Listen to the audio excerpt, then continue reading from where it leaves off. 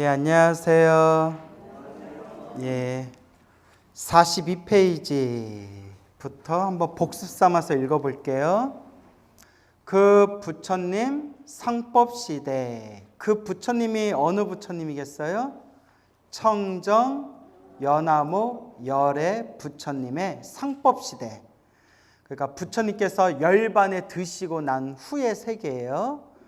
그 부처님 천정 연화목 열애 부처님께서 열반에 드시고, 그리고 이제 상법시대, 부처님의 법이 점점 기울어가는 상법시대, 한 나한이 중생을 복으로서 제도하고 있었느니라. 나한 세 글자로 뭐라고 한다고 했어요?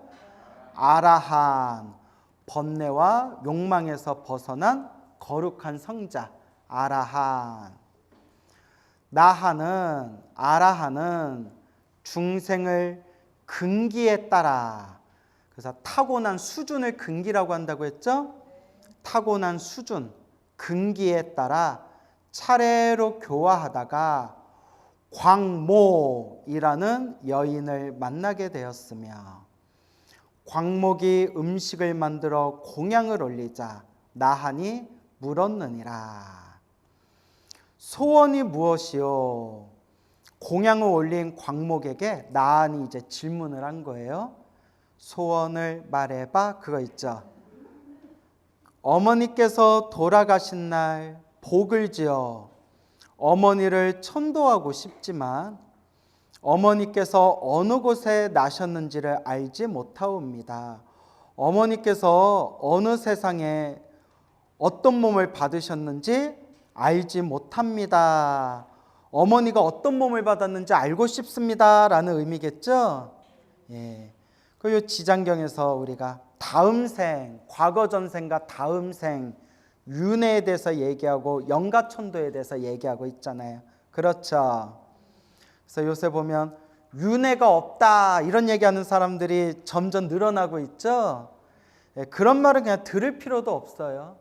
그래서 늘 말씀드리지만 제 말을 들을 필요도 없고, 요 광우라는 사람의 말을 들을 필요도 없고, 뭐 윤회가 있냐 없냐 떠드는 사람들 말도 들을 필요가 없어요. 여러분들이 제대로 닦으려면 이번 생 이 소중한 사람의 몸으로 태어나 부처님 법을 만났잖아요. 부처님 법을 만나서 제대로 닦고자 하면 누구 말씀을 의지해라? 부처님 말씀을 의지해라. 그래서 부처님 말씀을 의지하면서 닦으면 적어도 삿된 곳에는 안 떨어져요. 어긋난 곳으로는 안 빠져요. 그러니까 항상 올바로 가고 싶다면 그냥 누구 말씀 의지하면 된다? 부처님 말씀 의지하면 된다. 쉽죠? 부처님 말씀 나쁜 내용 하나도 없잖아요. 착하게 살아라, 복을 지어라, 선업을 닦아라, 공덕을 지어라, 좋은 인연을 심어야 된다, 사람들에게 자비심을 펼쳐라, 그리고 궁극적으로 마지막에는 깨달음을 얻어 성불해라. 근데 성불해라로 끝이 아니에요. 왜 성불해야 됩니까? 하면 우리 대승불교 가르침에서는 모든 중생을 구제하기 위해서, 고통에 빠진 모든 중생을 구제하기 위해서 성불하고자 합니다. 그래서 제가 기도할 때 기도의 마지막 마무리는 무엇으로 마무리하라고 했어요? 사옹서원. 사옹서원의 첫 번째가 뭐예요? 첫째가, 그렇죠, 중생을 다 건지오리다. 지장경의 핵심도 사옹서원이에요. 중생을 다 건지오리다. 우리 앞부분에서 지장보살이 과거 전생에 항상 똑같은 서원을 세우잖아요. 저 죄 많고 고통받는 중생들 제가 다 제도하겠습니다, 구제하겠습니다. 한결같이 지장경에 나오잖아요. 그렇죠. 중생을 다 제도하겠습니다. 중생을 제도하려면, 중생을 구제하려면 누구부터 제도해야 돼요?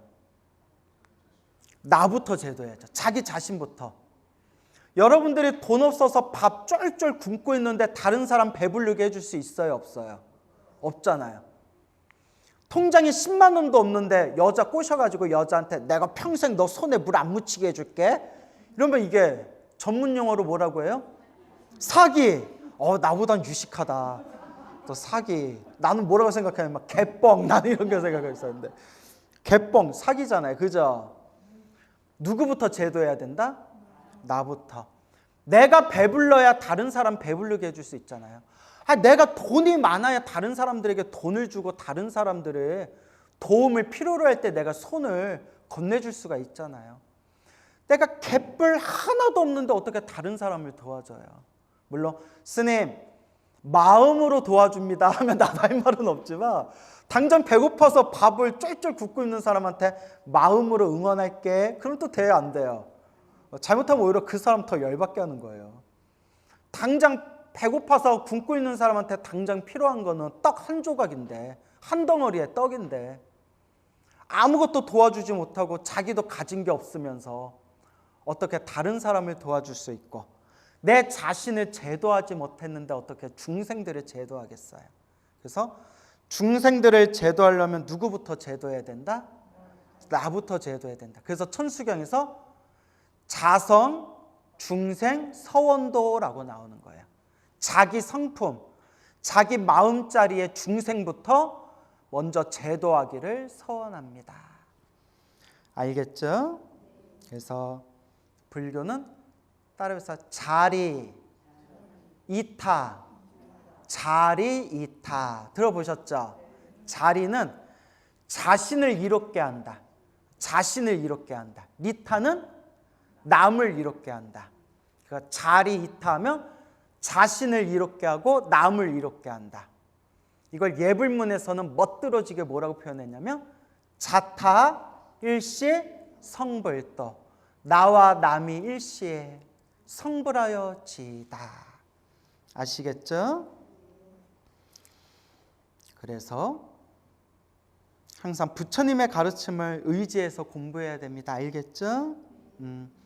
세상에 이상한 사람들이 많고 그 이상한 사람들이 다 자기 얘기하고 있어요. 누구 얘기하고 있어요?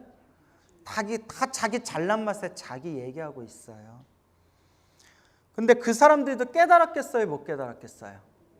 못 깨달은 사람들이 번뇌망상에 휩쓸려서 자기 잘났다는 얘기만 하고 있어요. 가만히 보면.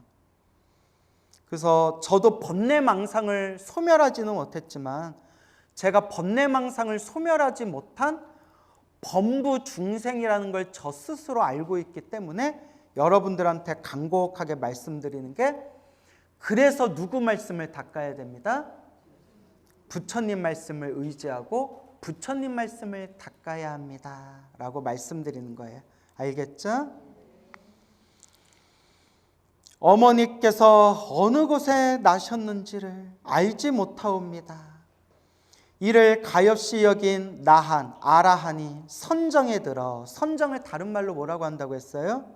삼매, 선정 삼매에 들어 관찰하여 보니 광목의 어머니가 악도에 떨어져, 악도 하면 딱 뭐가 생각나야 돼요? 그렇죠. 지옥, 악귀, 축생, 삼악도를 뜻하는 거예요. 알겠죠? 악도, 악한 세상, 삼악도. 여기서 이제 악도, 지옥, 악귀, 축생, 삼악도를 뜻하는 거죠. 악도에 떨어져 큰 고통을 받고 있는 것이 보였으므로 광목에게 물었느니라. 그대의 어머니는 살아계실 때 어떤 죄업을 지었기에 지금 악도에서, 악한 세상, 지옥, 악귀, 축생 중에서도 지금 지옥에 떨어져 있대요. 어디에 떨어져 있어요? 지옥. 여러분 지옥에 가본 적 있어요? 없어요? 아니에요. 여러분 다 가본 적 있어요. 저도 가본 적 있고, 부처님이 경전에서 분명히 말씀하셨지만 시작 없는 옛적부터 우리가 지금까지 태어나고 죽고 태어나고 죽고 윤회를 하면서 한 번쯤은 어디에 태어나 봤다? 지옥에도 태어나 봤고 하늘세계에도 다 태어나 봤대요. 우리가 성불 빼고는 다 해봤대요, 여러분. 그러니까 깨달음을 얻는 것 빼고는 다 해봤대요. 근데 깨달음을 못 얻어가지고 아직도 우리가 요 모양 요 꼴로 사는 거래요. 여러분이 그래도 전생에 지어놓은 복이 있어서 이번 생에 사람으로 태어나고 무슨 법을 만났어요? 와, 부처님 법을 만났어요. 얼마나 전생에 복을 많이 지었기에. 그러니까 이번 생 잘 닦아야 돼요. 이번 생 잘 닦아야 돼요. 이번 생 또 못 닦으면 어떻게 돼요? 예? 다음 생에 또 힘들고 괴롭고 또 답답하게 또 다음 생에 몸을 받게 되는 거예요. 이번 생에 잘 닦으셔야 돼요. 그러니까 우리가 알고 보면 지옥에 가본 적이 있다 없다? 있다. 근데 기억이 난다 안 난다? 기억이 안 나서 이렇게 살고 있는 거래요. 여러분 지옥 가서 괴로움 당한 게 다 기억나면 이렇게 살까요 안 살까요? 안 살죠. 더 열심히 수행할걸요? 근데 이게 여러분 얘기가 아니라 누구 얘기라고요? 제 얘기예요, 여러분. 그래서 우리는 전생에 하늘세계도 태어나봤고 지옥에도 태어나봤고 그래도 지어놓은 복이 많아서 이번 생에 어떤 몸을 받았구나? 사람 몸을 받았구나. 그래서 다음 생 새로운 몸을 받을 때 가장 좋은 세상이 극락세계래. 무슨 세상? 하늘세계 태어나봤자 복이 닿으면 또 떨어져야 된대요. 우리 전생에 하늘세계 다 살아봤다니까요. 근데 하늘세계 백날 태어나봤자 내가 복을 다 쓰고 나면 또 떨어지고 또 떨어지고 또 떨어지고. 그래서 가장 확실한 게 이번 생에 최소한 아라한, 최소한 어디? 아라한. 번뇌와 망상이 사라진 최소한 아라한까지 가서 이번 생에 아예 생사윤회에서 벗어나거나 이번 생에 그럴 자신이 없으면 어디 태어나는 게 최고다? 극락세계. 그래서 제가 분명히 말씀드렸죠? 극락세계는 천상세계와 다르다. 극락세계 태어나면 100% 무조건 성부를 보장받게 된대요. 극락세계에 태어나면. 그래서 극락세계를 성불대학교라고 부르는 거예요. 이건 제 얘기가 아니라 아미타경, 무량수경, 광무량수불경 이런 정토삼부경에 부처님 경전에 자세히 나와요. 극락세계만 태어나면 반드시 성불을 보장받는다. 왜냐? 성불대학교거든요. 극락세계 태어난 게 최고고 극락세계 태어나는 방법이 자꾸 제 법문을 엉터리로 듣는 불자들. 그러니까 특히 저 스님 찐팬이에요. 저 진짜 하루 종일 스님 법문 들어요 하는 분들이 이런 질문하면 제가 화딱지가 나요. 제대로 듣지도 않고 내 찐팬이래. 그런 분들이 뭐라고 하냐면 스님 우리같이 업장 많은 중생이 어떻게 극락세계에 태어나겠어요? 이런 얘기를 하시는데 막 내가 답답해가지고 내가 분명히 법문하면서 여러분 의외로 극락세계에 태어나기가 의외로 쉽습니다. 뭐만 열심히 하면 됩니다? 연불만 열심히 하면 됩니다. 제가 입이 아프도록 얘기했거든요. 그리고 제가 또 항상 이런 얘기 하잖아요. 우리같이 업장 많은 중생들을 한 명이라도 더 구제하려고 만든 세계가 무슨 세계다? 극락세계다. 우리같이 업장이 두꺼운 중생이 어떻게 극락세계에 태어나겠어요가 아니라 우리같이 업장 많은 중생들을 위해서 만든 세계가 극락세계예요. 이해가 가세요? 그래서 우리같이 업보 많고 업장 많은 중생들에게 그냥 연불만 해라. 연불만 열심히 하면 반드시 아미타 부처님이 극락세계로 데려가 주신다. 그렇게 증명하고 있는 경전이 아미타경, 무량수경, 광무량수불경이에요. 그래서 뭐만 열심히 하면 된다? 세상에 이렇게 쉬운 게 어디 있어요. 뭐 여러분들 보고 손가락을 지지라고 했어요. 팔뚝을 칼로 잘라서 바치라고 했어요. 하다못해 여러분들 집 다 팔아서 집문서 나한테 가져오라고 했어요. 예? 하나도 어려울 게 없잖아요. 그냥 뭐만 열심히 해라? 연불. 이것보다 쉬운 게 없어요. 스님 정말 연불만 열심히 하면 우리같이 어리석은 중생도 극락세계에 태어날 수 있어요? 내 얘기가 아니라니까요. 누가 얘기하신 거예요? 부처님이 얘기하신 거라니까요. 스님 저는 못 믿겠습니다. 그럼 나한테 따지지 말고 누구한테 따지면 돼요? 부처님한테 따지시라고요. 난 부처님한테 나는 경전에서 배운 대로 말씀드리는 거예요.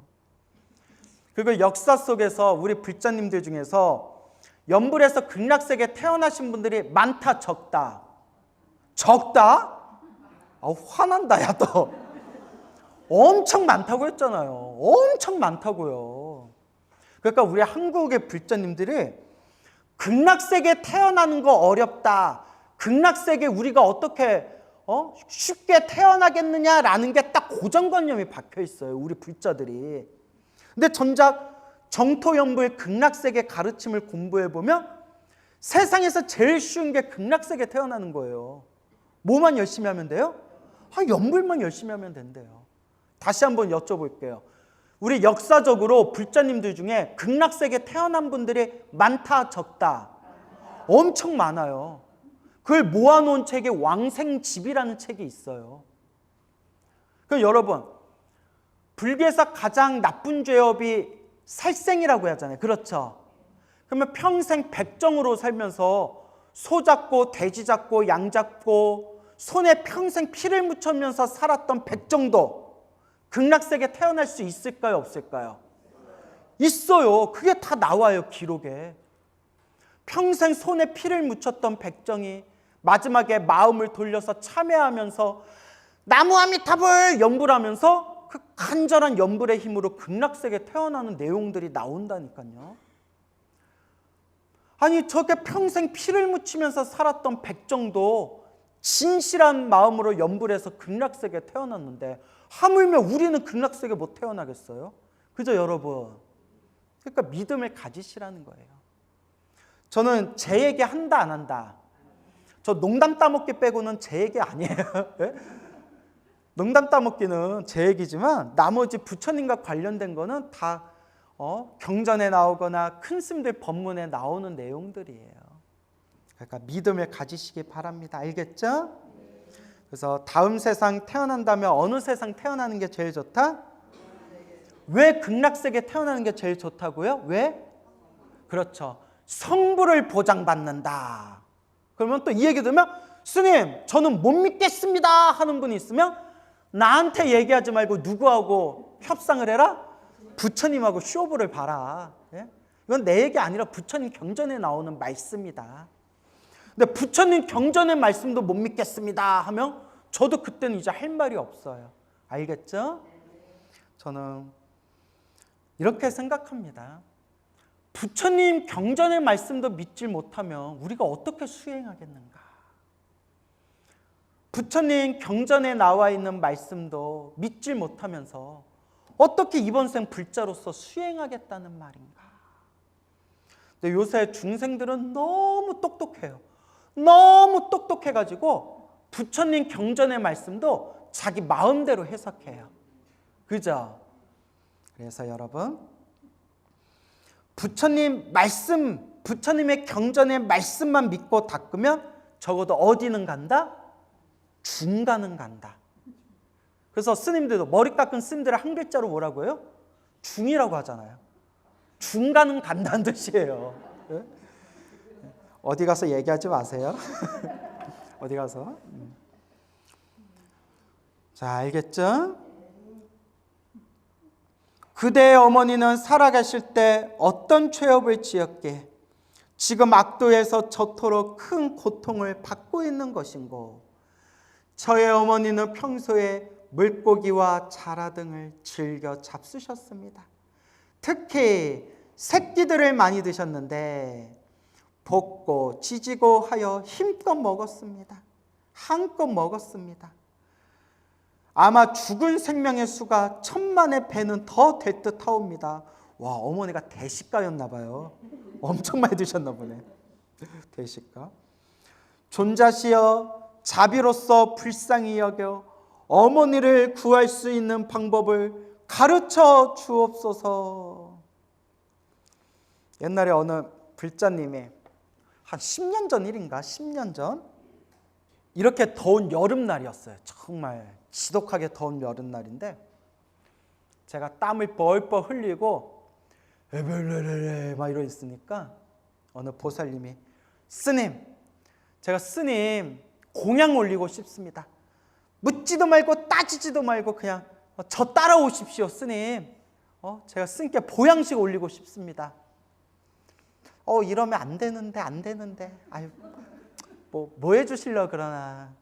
그래서 이렇게 스님 몇 분하고 그 사찰에 같이 있던 우리 친한 스님 몇 분 이렇게 갔는데 어마어마한 보양식을 떡하니 내놓은 거예요.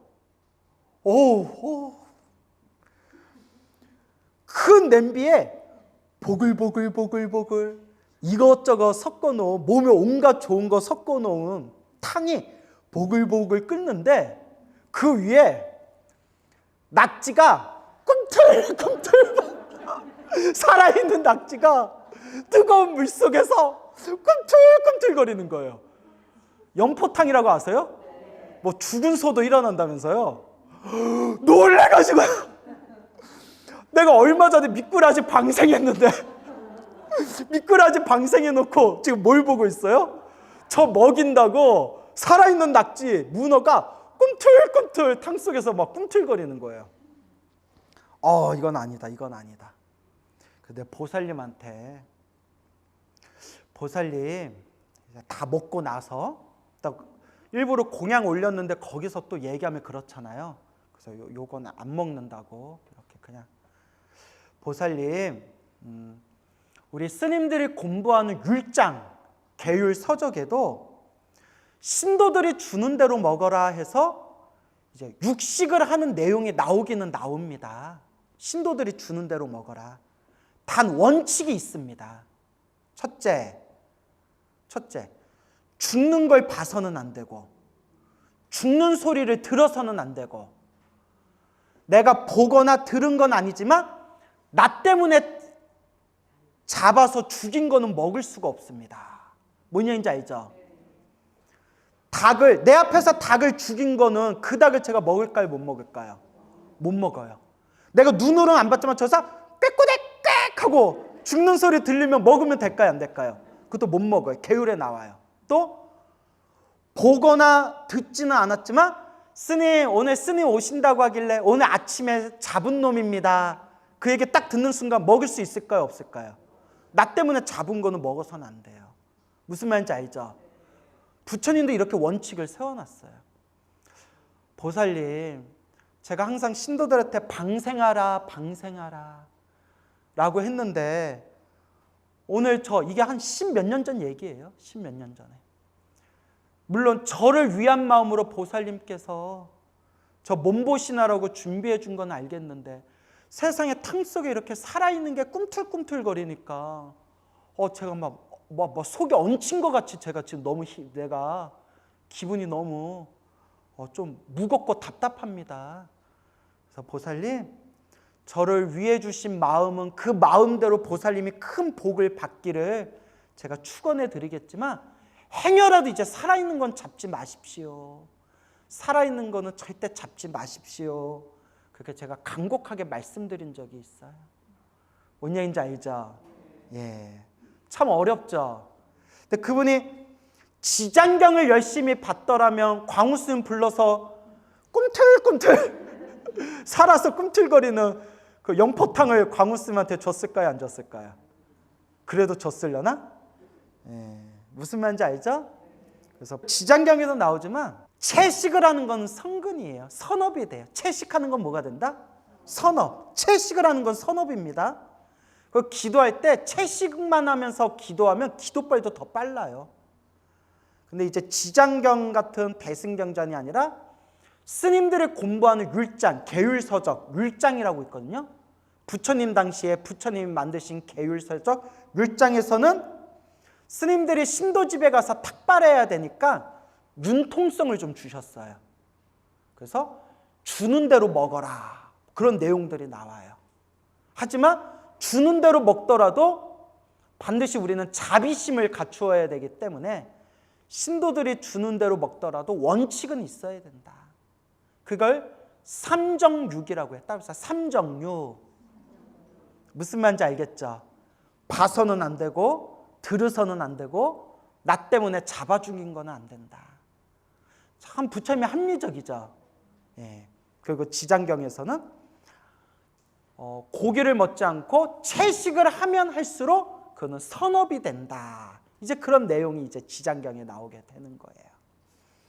그래서 저번에도 말씀드린 것 같은데, 스님, 저희 집안은 대대로 어부, 물고기를 잡는 집안인데 저희는 어떡합니까? 스님, 저희 남편이 횟집을 하는데 횟집 하느라 이렇게 고기 같은 거 이거 채 썰고 죽여야 되는데 그럴 때는 어떻게 해야 합니까? 이런 이제 생업과 관련된 질문을 할 수가 있겠죠. 그렇죠. 그래서 저번 시간에도 말씀드렸지만 어쩔 수 없이 직업적인 부분 때문에 어쩔 수 없이 살생을 하는 분이 있다면 더 열심히 많이 닦아야 돼요. 알겠죠? 마치 펄펄 끓고 있는 가마솥의 물에다 무엇을 붓는 마음으로? 시원한 찬물을 붓는 마음으로. 펄펄 끓는 가마솥에 펄펄 끓는 뜨거운 물이 내 업보라면 그 펄펄 끓는 물에 손을 집어넣으면 어떻게 되겠어요? 아 뜨거워하고 손이 완전히 화상을 입어버리잖아요. 그러니까 내가 살생하는, 직업적으로 살생하는 내 업보가 가마솥에 펄펄 끓는 물과 같다면 자꾸자꾸 선업을 짓고 염불하고 기도하면서 그 가마솥의 물에다가 무엇을 부어야 된다? 찬물을 자꾸 부어서 물을 희석시켜야 되는 거예요. 그나마 다행인 게, 저는 그래서 대승불교가 너무 좋아요. 우리 같은 어리석은 중생들 한 명이라도 놓치지 않고 제도하려고 우리 대승불교에서 우리 중생들이 업장을 소멸하는 방법에 대해서 간곡하게 말씀해 주시거든요. 그래서 전 부처님 가르침이 너무 좋은 게, 아까 얘기한 극락왕생 이야기했을 때 평생 백정으로 살면서 소, 돼지를 평생 죽였던 그 백정조차도 진실한 마음으로 뉘우치고 염불했더니 어느 세계에 태어났다? 극락세계에 태어났다. 부처님이 너는 백정이고 평생 소돼지 잡느라고 평생 손에다 피를 묻혔기 때문에 너는 염불해도 너는 극락세계에 못 들어와. 부처님이 그랬으면 조금 서운했을 것 같아요. 우리 부처님 완전 원칙주의자. 멋져. 우리 차가운 도시남자 부처님. 겁나 냉정해. 뭐 이런 생각이 들었을 것 같아요. 근데 부처님은 착한 중생이건 악한 중생이건 똑같이 부모가 자식을 사랑하듯 그냥 불쌍한 중생으로 바라보실 뿐이에요. 그 지장보살에서 분명히 지장경에서 얘기하시잖아요. 착하고 괴로운 중생들을 다 제도하겠습니다 라고 표현한 게 아니라 죄 많고 괴로운 중생들 다 제도하겠습니다. 뭐가 많고? 죄가 많고. 죄 많은 중생은 내가 제도 안 하겠습니다. 착한 중생만 제도하겠습니다 가 아니라 죄 많은 중생들조차도 다 제도하겠습니다. 너무 멋있죠? 얼마나 멋있어요, 불교가. 그 중생을 다 자비의 손길로 제도하겠습니다. 근데 여기서 이제 중요한 게 있어요. 결국 불교는 인과법이잖아요. 무슨 법? 그래서 부처님은, 관세음보살은, 지장보살은 이 순간 중생들의 다 제도하고 싶지만, 중생들의 다 행복하게 만들어주시고 싶지만 결국 누구 업보대로 살아간다? 중생 업보대로 살아가는 거예요. 그게 참 무서워요. 중생 업보대로 살아가지만 지독한 중생의 업보 속에서 한 가닥 착한 뿌리의 마음, 성근의 마음을 일으켜서 아미타불, 관세음보살, 지장보살 간절하게 불보살님의 이름을 부르는 순간 부처님의 가피와 은혜가 우리의 업장을 조금씩 소멸시켜 준다는 거예요. 그러니까 아무리 업보 많은 중생도 나무 아미타불 부르는 순간 반드시 극락세계로 데려가 주신다고 분명히 부처님께서 증명하신 거예요. 이런 거는 중생의 머리로, 중생의 지식으로는 헤아릴 수가 없어요. 결국 누가 닦아야 돼요? 내가 닦고 내가 수행하고 내가 맛을 봐야 돼요. 알겠죠, 여러분? 자꾸 염불하세요. 연포탕 얘기하다 여기까지 왔죠. 연포탕. 그래서 예전에도 또 어느 불자님이 몇 년 전이죠. 제가 하도 땀을 많이 흘리고 그러니까 스님, 제가 스님 위해서 제가 보약을 지어드리고 싶은데 우리 남편도 몸이 엄청 안 좋았는데 이거 먹고 엄청 몸이 좋아졌습니다. 스님, 근데 혹시라도 스님한테 누가 될까 봐 미리 말씀드리는 겁니다.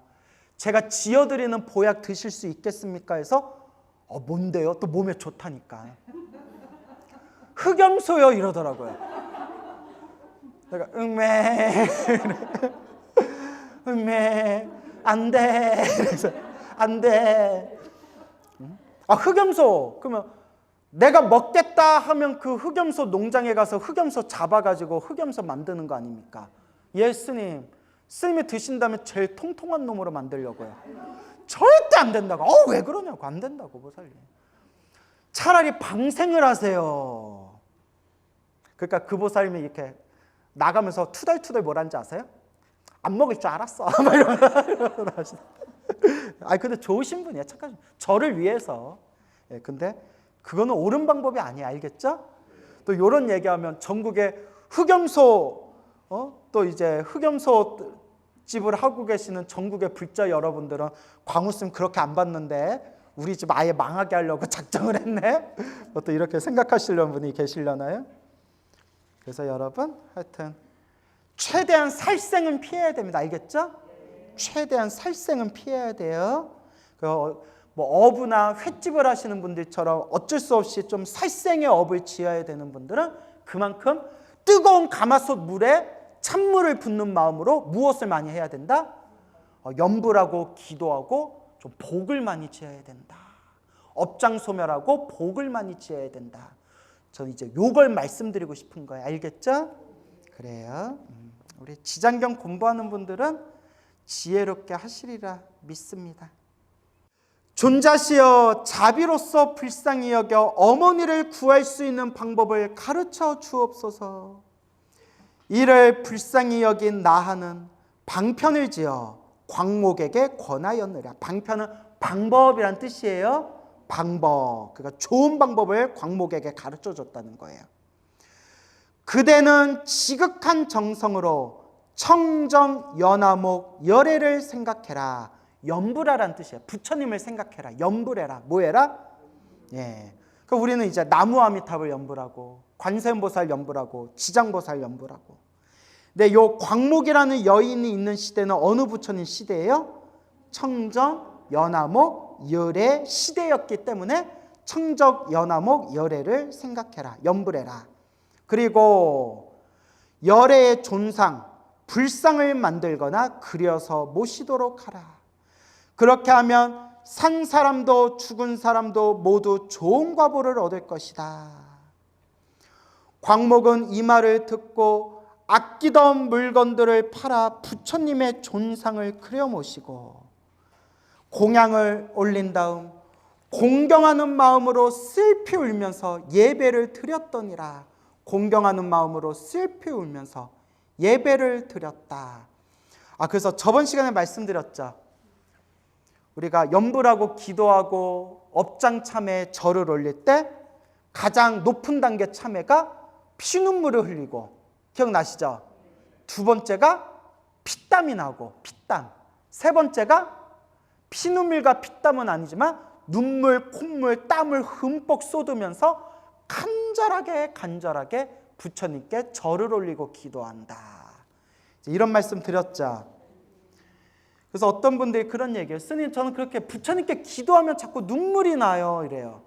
그래서 제가 드리는 말씀이 안과부터 가보셔라. 이렇게 찬바람 불면 눈물 나는 분들 있잖아요. 그래서 이제 옛날 큰 스님들은 기도할 때 자꾸 눈물이 쏟아지는 거는 업보, 한이 많아서 그렇대요. 가슴에 맺힌 어떤 업이 많아서 그렇대요. 그래서 기도하면서 자꾸 눈물이 쏟아지는 거는 업장이 소멸하는 과정이래요. 그러니까 기도하면서 눈물이 나든 말든 그런 것도 너무 집착하지 말고, 그러니까 눈물이 막 쏟아지면 알게 모르게 내 맺혔던 내 업보와 한이 녹고 있는가 보구나. 이것도 업장 소멸의 과정인가 보구나 하고 그냥 눈물이 흘리든 말든 그냥 기도하면 된다. 알겠죠? 근데 또 눈물 난다고 옆에 다른 신도들 다들 기도하고 있는데 막 갑자기 법당에서 막 떼굴떼굴 구르면서 대성통곡하면 돼요, 안 돼요? 아이고 나 죽는다 막 이러면서 막 그러면 돼요 안 돼요? 예, 그러면 안 되죠. 근데 그런 사람들 간혹 있다 없다 있어요. 기도하고 있는데 옆에서 막 대성통곡을 하고 우는 거예요 여자가. 아우 하면서 막 우는 거예요. 나중에 기도 끝나고 나 이제 무서워가지고 옛날에 저번에 피해가려고 이렇게 하는데 스님 하고 부르는 거예요. 그래서 이상한 여자인 줄 알고 나 어떡하냐 나 막 달려들면 어떡하지? 막 이러고 있는데 아까 울어서 죄송합니다. 그래서 기도하다가 갑자기 막 뭐가 울컥해가지고 저도 말하면 막 그렇게 막 눈물이 쏟아졌습니다. 그래서 이제 아이고 다행이다. 그래도 정상인가 보다. 아유 기도하다 보면 그럴 수도 있죠. 예, 기도 열심히 하세요. 뭐 그랬던 기억이 납니다. 근데 기도할 때마다 대성통곡하면 돼요, 안 돼요? 그쯤 되면 병원에 가서 약을 좀 드셔야 돼요. 그 우울증 약 있잖아요. 예, 막 괜히 우울증 약 같은 거. 그래요. 그래서 이제 기도하면서 눈물이 뚝뚝 나는 거는 업장소멸 과정이다. 이렇게 생각하셔도 돼요. 그러다가 문득 새벽녘 꿈에 금빛이 찬란하기가 마치 수미상과 같은 부처님이 모습을 나타내어 큰 광명을 놓으시며 광목에게 말씀하셨느니라. 와, 대박 꿈을 꿨네. 그죠? 새벽녘 꿈에 무엇이 찬란해요? 금빛이 찬란하고 수미산, 우주에서 가장 큰 산을 수미산이라고 불러요. 우주의 중심에 있다는 수미산과 같은 그런 큰 커다란 모습의 부처님이 나타나셔 광명을 놓으시며 광목에게 말씀하셨느니라. 어머니는 오래지 않아 너의 집에 태어나게 되리라. 그리고 배고프고 추운 것을 알 때쯤이면 곧 말을 하게 되리라. 어머니가 이제 너의 집에 태어나게 될 것이다. 왜죠, 여러분? 43페이지 맨 밑에 아끼던 물건들을 팔아 부처님의 존상을 그려 모시고 공양을 올린 다음 공경하는 마음으로 슬피 울면서 예배를 드렸다. 뭔 말인지 알겠죠? 불상을 만들고 불화, 부처님의 불화를 모시고 공양 올리고 슬피 울면서 예배, 절을 올렸다. 간절하게 기도를 올린 거예요. 그 공덕으로 어머니가 악도에 떨어지셨던 어머니가 오래지 않아 너의 집에 태어나게 될 것이다. 그 천도가 된 거예요. 뭐가 된 거예요? 천도가 되고 너네 집에 태어나게 될 것이다. 천도가 될 것이다. 그리고 배고프고 추운 것을 알 때쯤이면 곧 말을 하게 되리라. 그 뒤에 광목의 집에 있는 한 종이, 노예가 종이 자식을 낳았는데 이 자식이 바로 누구예요?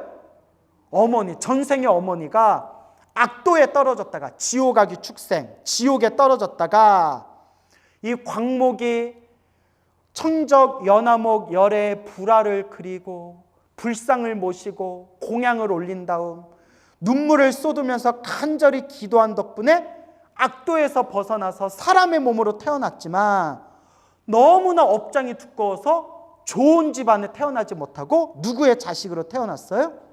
노예, 종의 자식으로 태어났어요. 그래서 여러분, 우리 부처님은 평등을 얘기하셨어요. 무엇을 얘기하셨다? 평등. 평등을 얘기하셨어요. 모든 중생은 다 불성이 있다. 모든 중생은 다 고귀한 존재다. 라고 얘기하셨지만 자기가 지은 업보 때문에, 누가 지은 업보 때문에? 자기가 지은 업보 때문에 세상에 태어날 때 저마다 차별이 있대요. 차별이. 좋은 집안 태어나는 중생도 있고 나쁜 집안에 태어난 중생도 있고. 근데 그것도 누가 지은 업이래요? 자기가 지은 업. 그러니까 광목의 어머니가 사람으로 태어났지만 그래도 아주 업보가 두꺼워서 누구의 자식으로 태어났다? 종의 자식으로 태어났다. 그래서 위에 배고프고 추운 것을 알 때쯤 말을 하게 되리라 라고 했죠? 채 사흘이 못되어 머리를 숙여 슬피 울면서 광목에게 말을 하였다. 태어난 자식이 사흘이 못되어 갑자기 머리 숙여 슬피 울면서 전생의 딸에게 뭘 했어요? 말을 했어요. 이쯤 되면 공포영화예요, 여러분. 태어난 지 4일 된 애가 슬피 울면서 내가 네 애입니다 막 이러면서 말을 하면 무서워라. 그죠? 그래서 스님 요새 시대 이런 얘기하면 사람들이 안 믿어요가 아니라 제가 말했죠. 저도 언어 문자에 집착하면 안 되고 요 경전에서 말하고자 하는 의미, 그 교훈을 뚫어보는 게 중요하다 말씀드렸죠. 저도 태어난 지 4일 만에 머리를 숙여 울면서 말을 했습니다 하면 나도 안 믿을 것 같아요. 진짜? 4일 만에 말을 했다고? 진짜? 진짜? 아이고 내가 오래 살았나 보다. 별 얘기를 다 듣는다 내가. 이런 생각할 수도 있지만 지장경에서 말하고자 하는 의미는 악도에 떨어졌던 어머니를 위해서 공덕을 지었더니 그 공덕을 자손이 딸이 광목이 공덕을 지은 그 선업의 힘으로 악도에서 벗어났지만 누구의 집에 태어났고 종의 자식으로 태어났고 그리고 자신이 종의 자식으로 태어난 자신을 전생의 딸이었던 광목에게 알려주기 위해서 사흘이 못되어 머리를 숙여 슬피 울면서 광목에게 말을 하였다라는 한편의 극적인 스토리가 펼쳐지는 거예요. 근데 여기서 지장경에서 말하고자 하는 의미가 무엇인가 이걸 우리가 꿰뚫어 봐야 돼. 알겠죠? 그러니까 언어 문자를 100% 집착하라는 게 아니라 부처님의 경전에서 말하고자 하는 교훈이 무엇인가 우리가 그걸 잘 살펴봐야 됩니다.